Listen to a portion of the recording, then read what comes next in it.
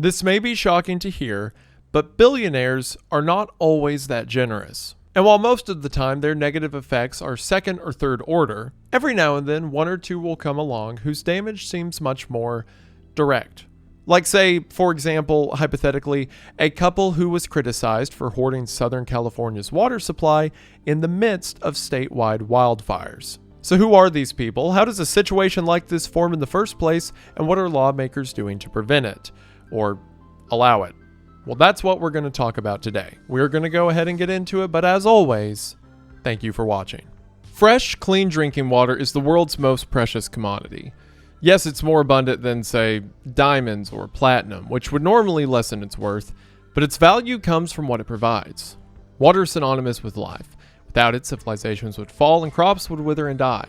I mean, after all, humans built cities in locations with the best access to rivers, lakes, and springs for a reason. So the notion of treating something so essential, so ubiquitous, as a commodity, it almost feels dystopian. Most of you guys probably have unlimited access to clean water, or at least I hope you do, and it's a benefit that we probably take for granted. But imagine a society where you're limited at the tap, where people line up for hours just to fill containers and jugs to quench their family's thirst. If you've never had to worry about such things, it probably sounds post-apocalyptic, right? I mean, it's literally the plot of James Bond's Quantum of Solace, where a villain engineers an artificial drought in Bolivia to profit off water-starved villages, until Bond, swoops in and saves the day. I mean, not to say that Quantum of Solace is the greatest Bond film, but it is certainly the one that applies here.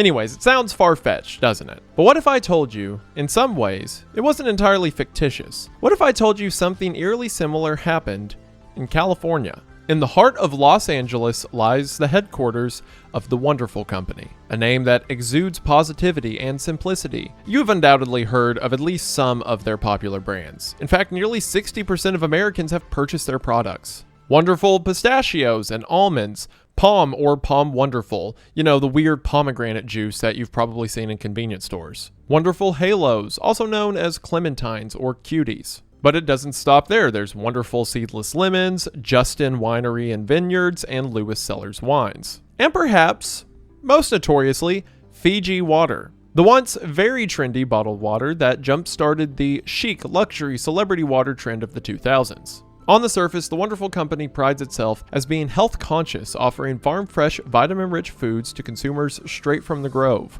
or the island of Fiji. But underneath this optimistic facade lies a corporate giant that generates an estimated $6 billion in annual revenue and boasts a workforce of 10,000 employees. Yet this powerhouse company is shrouded in mystery and is notoriously tight-lipped. As a privately held corporation, they're under no obligation to reveal trade secrets or financials. They have no public relations team, no press contacts, and when members of the press call their office, they're met with a rehearsed line, quote, "We don't talk to the press, goodbye, click." The corporate equivalent of mind your business, or get off our lawn, or come back with a warrant. Basically, they're Willy Wonka's chocolate factory. This reclusive strategy extends to the Wonderful Company's website, which is so basic and has such minimal information that it almost looks fake, like one of those poorly hidden CIA sites from a decade or so ago. Which actually, come to think of it, it might be. That would make a lot of sense. You should definitely go to their website and try to find secret links or contact them constantly. And you definitely shouldn't say, "I'm the one that told you to do that." Thanks. As it turns out, from behind their curtains of secrecy, the Wonderful Company's founders are quietly pulling the strings of many influential politicians. They regularly donate the maximum campaign contribution amounts to elected officials of both political parties, as well as PACs or political action committees, to shift policy in their favor. And although it's almost refreshing in the political landscape to hear of anyone being bipartisan, when you consider that it's simply a move to appeal to whichever party will help their business interest at any given time, it's really just more Bond villainy things in action. Bet on both sides so you never lose. So who are the mysterious puppeteers rubbing shoulders with the political elite, dumping hundreds of millions of dollars into super PACs and, as we'll discuss in a little bit, controlling a large share of the most precious resource in, as of April 2025, the world's fourth largest economy? Well, as a matter of fact, they have a name. Two, as a matter of fact. Stuart and Linda Resnick. Which is insane to think about. A company that is all the things I've talked about is just two people. But who are those two people? Who are the Resnicks. Well, before the almonds and pistachios, they were just Stuart and Linda. Two ambitious minds born back east, whose paths would eventually merge in California as Titans of the West. Born in New Jersey, Stuart Resnick's family relocated to California while he was still young. Even early on, Stuart was different. Clever, driven, always scanning the horizon for opportunity. And while studying at UCLA, he founded a janitorial business called Clean Time Building Maintenance. It grew into a serious operation with over 100 employees before he had even finished law school. And by the time Stuart graduated from UCLA's law school, he had already sold the company and, consequentially, caught the entrepreneurial bug for good. Linda's story started in Baltimore, Maryland, but when she was young, Linda's family relocated to Philadelphia, where her father, Jack Harris, worked as a film distributor. A sharp showman with a flair for the fantastical, Harris would go on to produce the cult classic The Blob, which is a shame because I really like that movie, at least the remake. And through her father's industry ties, Linda got an early start in entertainment. She was cast on the Horn and Hard Art Children's Hour, a Philadelphia-based live television program where she developed not only a stage presence, but a deep understanding of storytelling, persuasion, and audience psychology. Even at a young age, Linda was already learning how to sell dreams. At just 19 years old, Linda founded her own ad agency. She was truly ahead of her time, and I mean that because even before she became a pomegranate and pistachio baron, Linda Resnick had a brief brush with American history and American controversy. See, in the early 1970s, the Xerox machines at Linda's ad agency were used to copy portions of the infamous Pentagon Papers. I guarantee several people who are watching have never heard of a Xerox machine before. Just think of like a printer, photocopier, scanner thing. See, these Pentagon Papers were the classified documents that exposed government deception during the Vietnam War, and Linda was named as an unindicted co-conspirator in the federal investigation. The case against her was eventually dropped, but for a time, she stood on the legal fringes of one of the most explosive whistleblower stories in American history. Which makes me really mad because that would be really cool and awesome, and I would love that for her if there wasn't another 20 to 30 minutes left in this video. Stuart and Linda met in 1970 when Stuart was looking for marketing for help with his janitorial business and recruited Linda to join the team. Although their relationship started off professionally, it soon turned romantic. Each was coming off a divorce and had children of their own, but as soon as they met, they knew they were right for one another. They fell in love and married in 1973. And from there, these two lovebirds masterfully weaved together a multi-billion-dollar empire and, like any monarch, cheated the public by tightly controlling the resources. A tale as old as time. After Stuart Resnick sold his successful janitorial company, he set his sights on Teleflora, a floundering floral delivery business. A remnant of an era when floral arrangements were ordered by landline and fulfilled by local shops. Kind of like DoorDash, only exclusively for floral arrangements at this one location, and you also had to talk to the person you were ordering from on the phone. Terrifying, I know. See, where many saw a business model that was dead in the water, Stuart saw potential, and Linda, well, she saw branding. Together, they reimagined the flower business, introducing Flowers in a Gift, which were arrangements delivered in keepsakes like teapots, watering cans, and vases. Not a novel concept now, but at the time, a brilliant and inventive move. After the flowers died, the customer would still have something to keep and remember the moment by. It was a hit. It's also hilarious to imagine that in the 1970s, like, the flower business was dying, and then someone had the idea to, like, put it in something else, and then boom, profit. As Teleflora thrived, the Resnicks turned their attention to something even more niche, the Franklin Mint, a Pennsylvania-based collectibles company known for trinkets like commemorative coins, Civil War chess sets, and Princess Diana plates. In 1984, Stuart bought the company for $167.5 million. Now, to the outside world, and I'm sure the people listening, this sounds like a bizarre move. But for the Resnicks, it was a masterclass in scarcity-based marketing. Limited edition, exclusive, emotional. These were products that didn't just sell, they meant something to people. They weren't just collecting coins, they were collecting a rare piece of history, or at least that's the sales pitch. In between the floral business and the Franklin Mint, Stuart began buying agricultural land in California in the late 1970s. He acquired 2,500 acres of citrus orchards along with a packing plant. And through the 1980s, there came even bigger opportunities for Stuart. Opportunities like oil companies. Texaco and Mobil, eager to offload their agricultural land in Kern County, started offering Stuart vast parcels, tens of thousands of acres at once, at rock-bottom prices. I'm talking selling off 20 to 40,000 acres per purchase. To put that in perspective, 40,000 acres is about 2,000 acres smaller than the city of Los Angeles. And a lot of this land was already lined with fruit trees thought to be undesirable, more of a hassle than anything,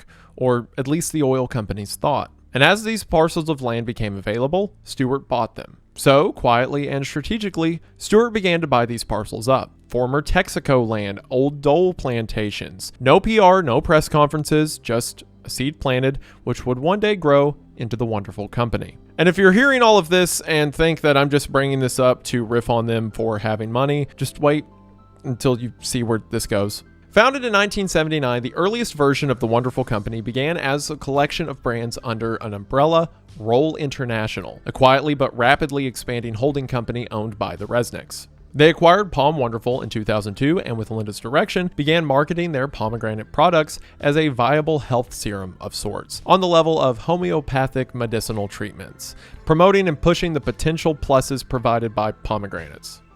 Yeah. By doing that, pomegranates went from an obscure fruit that nobody knew how to eat to a household name and a key player in the growing trend of a more health-conscious society. And that's not to say that that's a bad thing, but it was certainly favorable to the people who were pushing the narrative. In 1989, the Resnicks founded Paramount Farms, and they really like things that start with a P, and began harvesting almonds and pistachios. As their empire grew, the Resnicks established supremacy in California's Central Valley, becoming the largest almond and pistachio grower in the world. And in 2004, they purchased Fiji Water, branding it as Earth's Finest Water, and turning the small niche brand into a luxury status symbol, where artists and celebrities were seen clutching it next to their designer handbags. Mary J. Blige reportedly included the product in her rider, where, among having a Do Not Disturb sign on her door and the thermostat always set to exactly 70 degrees, was the requirement she have 10 waters waiting for her, and I quote, "They absolutely, positively must be Fiji," end quote. They wanted to market Fiji Water as a bougie status symbol, and they effectively did. On top of all this, the Resnicks acquired thousands of acres of vineyards near Paso Robles, California. Today, they are worth an estimated $12.6 billion.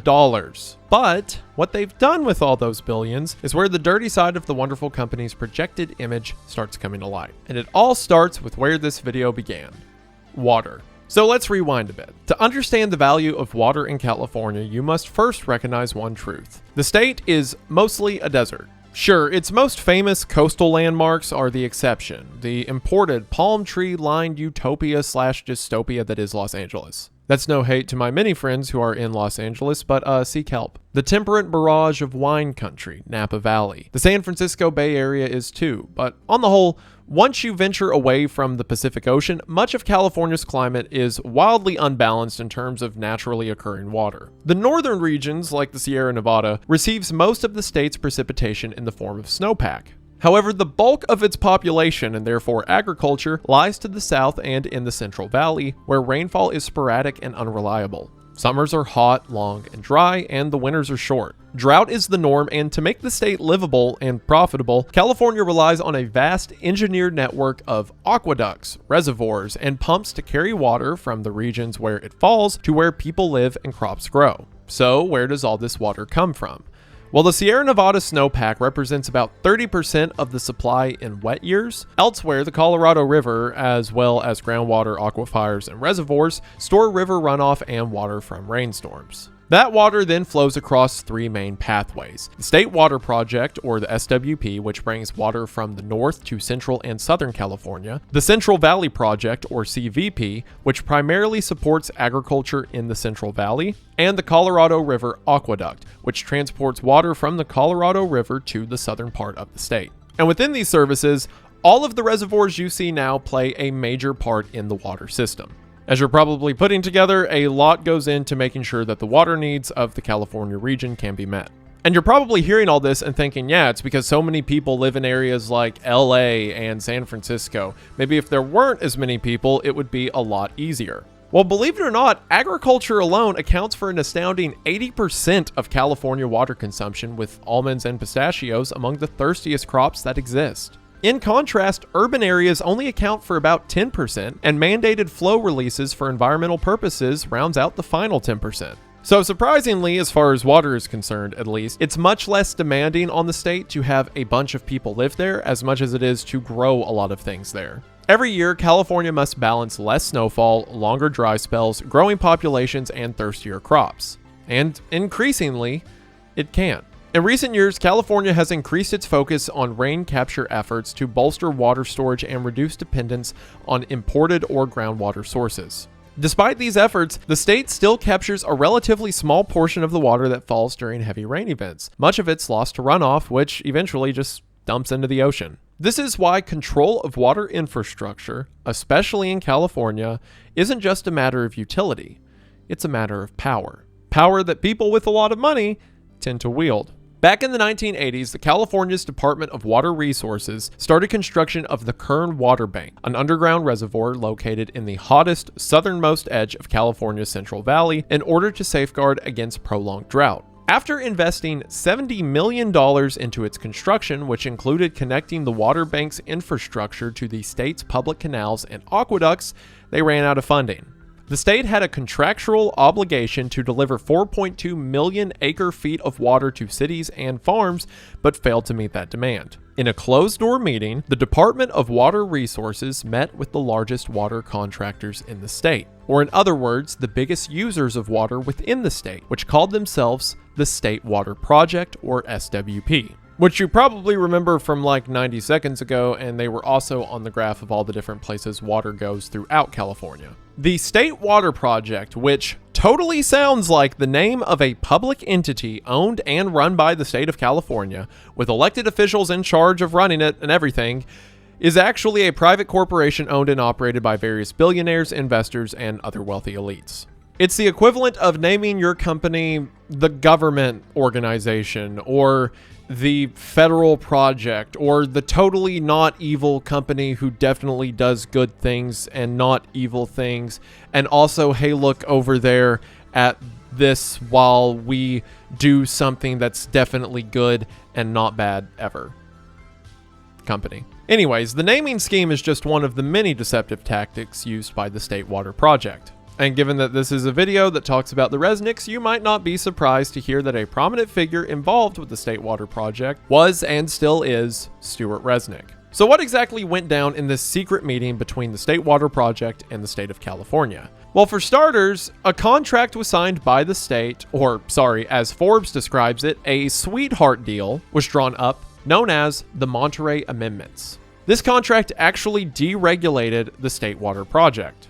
Without this regulation, the owners of the State Water Project could now sell contracts for water they didn't even have, effectively turning the Kern Water Bank into an actual bank. This created a paper water system that treats water like money. It's withdrawn and deposited even if you don't have it all on hand. People could buy hypothetical amounts of water for when they would arrive later and sell them accordingly. You know how dollars used to be backed by something tangible like gold until they decided to create the Federal Reserve and now everything's just made up? Well, paper water is backed by water stores, as in large amounts of stored water. And this paper water system meant water could be bought and sold, traded like currency, backed by theoretical water storage in the Kern County Water Bank. How could this possibly go wrong? Well, we'll get to that in a minute. Another thing that happened in this meeting, there was the immediate transfer of control of the Kern Water Bank to two different groups.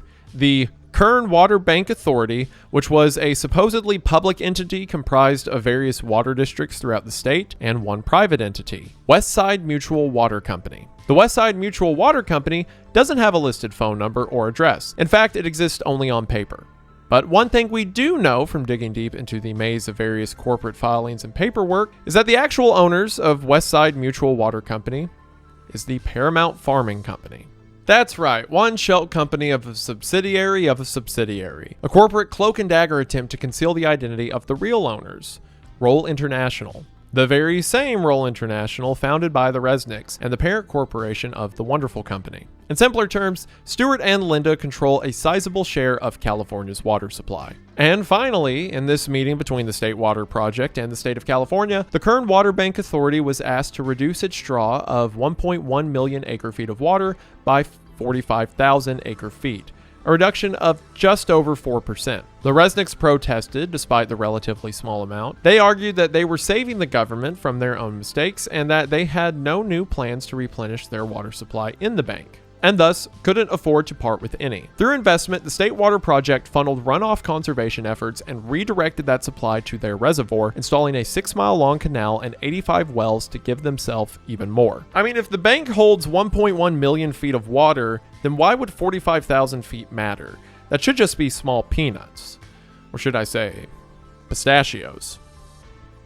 Okay. In exchange for all this, the State Water Project funded the remaining $30 million needed to finish building the infrastructure. And in return, they acquired the lion's share of the Kern Water Bank's water. Because, you know, California has no problem spending billions of taxpayer dollars on a high-speed rail that's 15 years behind schedule and $100 billion over budget. But when it comes to securing $30 million to finish a water supply, well, you better sell that off to Lex Luthor, I guess. This deal was a heist on the level of several other famous acquisitions for lowball amounts, like when James Monroe purchased the Louisiana Territory for $15 million, or when the US acquired Alaska for $7.2 million, or when Dave Portnoy purchased Barstool Sports for $1. That last one's probably a little different, but whatever. The Resnicks, via Paramount Farming Company, acquired state-funded water storage for pennies on the dollar, and the state handed them the keys. A score this big doesn't happen overnight, though. The Resnicks had been quietly setting themselves up for a transaction like this for years by donating millions in campaign dollars and building relationships with various lawmakers in Sacramento. The near-endless budget for some of the best corporate attorneys on retainer certainly didn't hurt their cause. Add all that up and you get a system where, not to be dramatic, but a handful of people can decide who drinks and who doesn't. So a billionaire couple essentially,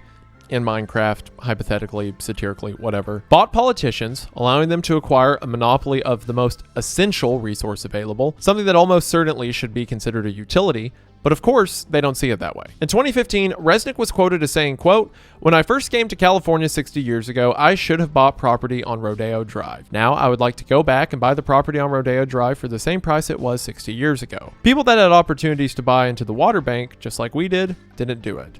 Now they think it's worthwhile." And with the new deregulation of the State Water Project, Paper Water created what is essentially a futures market for water. Public Citizen, a nonprofit consumer rights advocacy group, found that in 2001, the Kern County Water Bank bought subsidized water from the State Water Project at $161 an acre foot under the claim it was necessary for agricultural use. Then immediately pocketed $6.3 million when it flipped it back to the state's environmental water account for $250 an acre foot. So basically, the state of California allowed the Kern Water Bank to buy water at below cost as necessary for water storage and farming, then sell it back to the state of California for profit, all without the water ever exchanging hands. It is all hypothetical amounts of water written on paper that are being bought and sold without the water ever actually moving, because the place the water goes is in the hands of this private corporation. Taxpayers essentially handed over a check to the privately run Kern County Water Bank for $6.3 million for a transaction that only ever happened on paper. Because the government allows them to buy the water at a low price and then sell it back to them at a higher price, water that again never moves, they just take government money, or in other words, your money,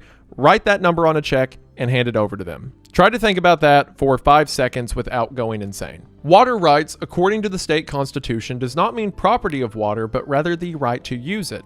And selling state-acquired water resources for a profit is unlawful. So that definitely all the time stops them from doing that. But at least they would feel bad about this transaction, right? Right? The Resnicks have been sued multiple times over their shady and possibly not my words, someone else's words, hypothetically in Minecraft, illegal ownership of water rights in California. But their deep pockets and even deeper connections have saved them time and time again. As a matter of fact, Stuart Resnick once said, quote, "We've been sued over the same thing over and over and continue to win. If I had a son who, God forbid, should go to law school, I would say go into water law. You get one lawsuit that lasts 20 years. End quote. and it somehow gets worse from there. Remember how I said that the concept of paper water allows the person who controls it to loan it out even if they don't have enough in their physical possession? Well, the Kern Water Bank uses it in this way in order to facilitate large housing development deals for profit. Which I'm not saying this, hypothetically, potentially another person that isn't me may at some point allege that could be potentially considered fraud in some respects. See, to build a company of homes and commercial real estate, you of course need to have enough water supply to sustain the community. And if you're building this in a desert, that becomes especially important. Guaranteeing that you'll be able to provide enough water in that kind of climate can be quite difficult, unless you happen to know someone who controls a large amount of water and is willing to sign off on the right paperwork that says they have enough supply to divert to the region if the community needs it. And it seems that's what's happened here. Signing off on the right paperwork to state officials declaring that enough water exists is enough to satisfy the state's requirement. And from there, plans are approved to develop and build, the Resnicks collect a handsome fee, and move on without having to deliver a thing, because they have simply signed off that there will be enough water for this community to begin development. Do they have enough water supply to divert to all these communities? Probably not, but nobody's really checking on that. All that matters is that they have enough for each community and each deal. The contracted amount of water is never recouped from the Kern Water Bank and then relocate whatever they want back to their stores in whatever way is most profitable for them. Stuart Resnick, ever the charming wordsmith, once described this arrangement. He said, quote, "We're not talking about taking water and committing it forever to these projects. We're just saying we believe we have enough water to occasionally pump some for them. Our first loyalty is to our trees." End quote. Every day I get closer. As I alluded to earlier, in 2010, a suit was filed to return the Kern Water Bank back to the state's control, and another suit followed in 2014. Both cases were reviewed by the Department of Water Resources, who promptly and swiftly returned the control of the water back to the people of the state. I'm just kidding, no action was taken whatsoever, but you knew that. Today, the wonderful company owns a 57% stake in the Kern Water Bank, and in 2011, they used approximately 150 billion gallons of water for their crops alone. To put that into perspective, the entire city of San Francisco uses about 70 billion gallons a year, so a little less than half of the wonderful company's usage. Now, while some attention has been turned to the Resnicks over the years for their massive use of this water supply, more recently, this arrangement has come to the forefront. And what brought this arrangement to the forefront? Well, as you've probably seen in the news, California catches on fire quite a bit. And on January 7th, 2025, Los Angeles erupted in a massive series of wildfires right in the middle of major metropolitan areas and neighborhoods. The upscale neighborhood, the Pacific Palisades, was affected first. Soon after, the cities of Altadena and Pasadena were faced with their own wall of quickly moving fire. The Palisades fires scorched nearly 24,000 acres of land, forcing the evacuation of 105,000 people. 6,800 structures were destroyed and another 1,000 were damaged. Estimated insurance losses are believed to be in the range of $25 to $39 billion, making it the costliest fire in U.S. history. While investigating the cause of the fire, officials stated that their efforts to combat the flames were hampered by a few key factors. This included unusually high winds, which grounded several aircraft used to fight fires, the rugged terrain, and a fire department budget that had recently been gutted by the city's mayor. But there was another factor that seemed entirely preventable, and therefore especially tragic. As firefighters bravely fought to take down the flames, fire hydrants directly in or near the fire zones, crucial for supplying water to trucks and hoses, started to run dry. The strain on the fire hydrants had been greater than ever before, nearly 4 times their usual demand.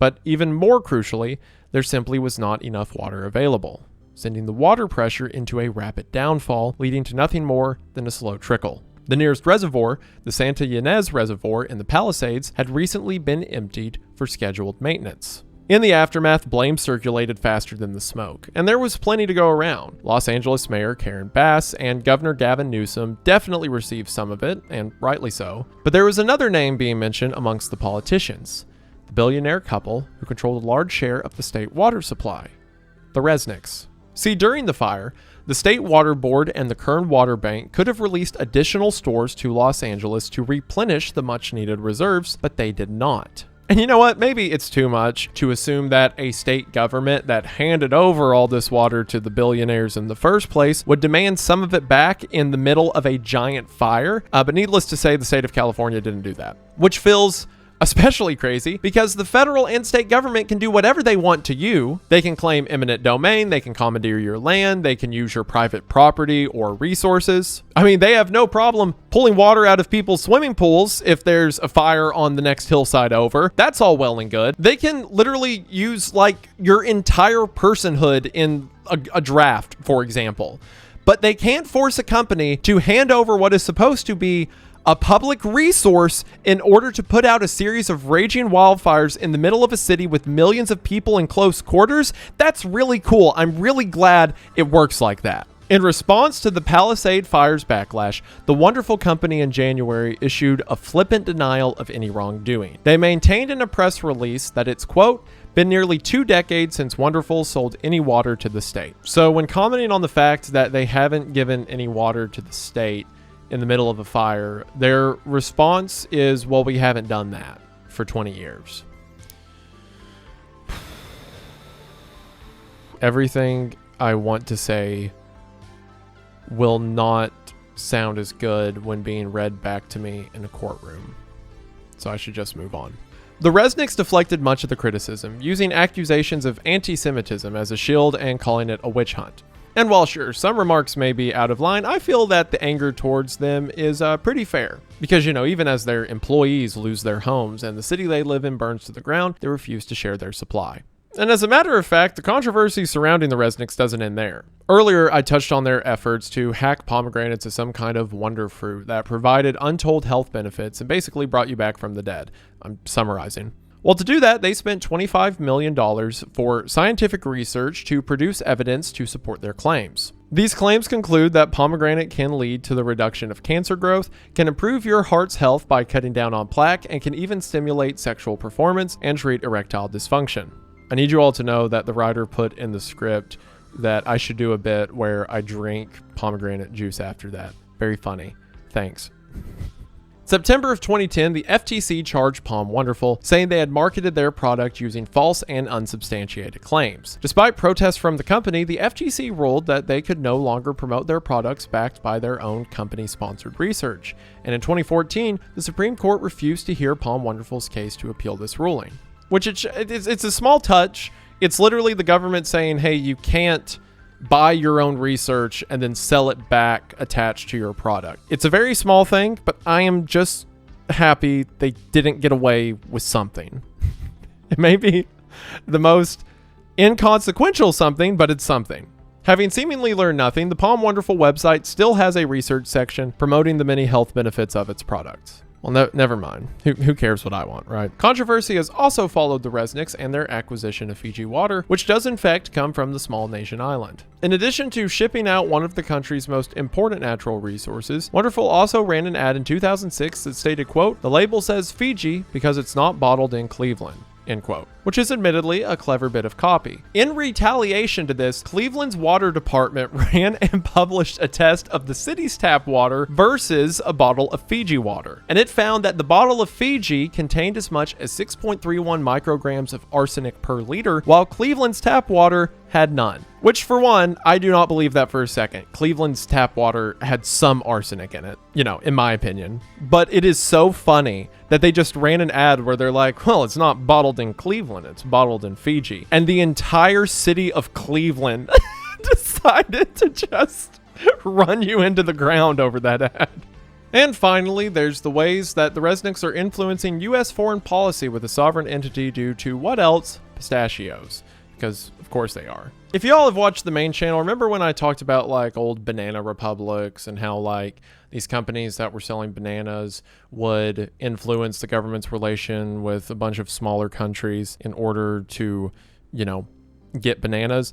Just imagine that history continues to be like that all the time forever. The United States is the world's largest pistachio exporter at about $1.79 billion in sales, 99% of which are sourced from California. Can you guess which country the second largest pistachio exporter in the world is? Well, if you guessed Iran, you're correct. But also, why on earth would you guess Iran? Although they're well behind the US at only $500 million in global sales, and, only, Iran does represent the Resnicks' only true competitor in the pistachio market. Well, luckily for them, the United States sanctions on Iran prevent their sales to most Western countries. However, from time to time, the US has considered lifting those sanctions for various reasons. But the sanctions have remained, and at least one journalist, Yasha Levine, believes the Resnicks are funding multiple think tanks in order to lobby against the lifting of those sanctions. The proposed Iran nuclear deal, which would have reopened trade talks, allowing Iran to export pistachios into the US market, among other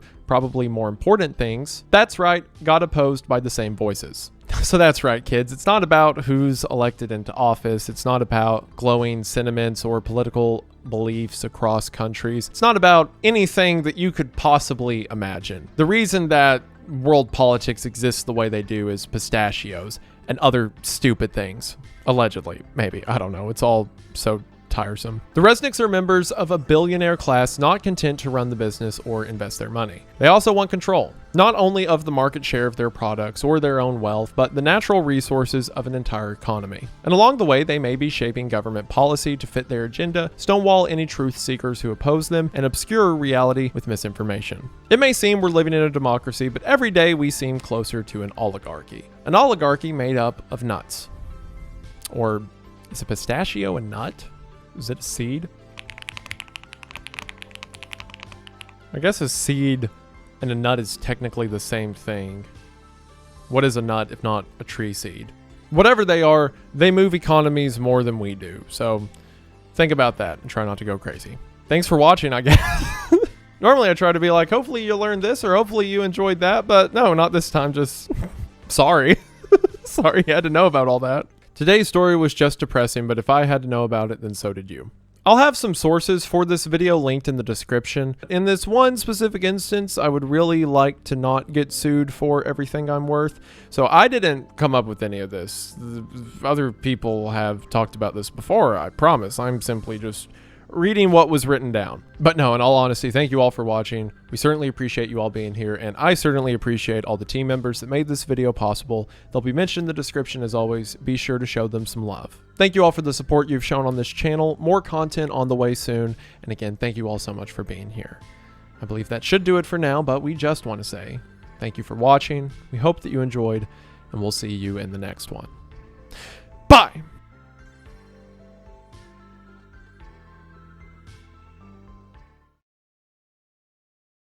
Also, just underlining everything I said in this entire video as a joke, Minecraft, satire, please.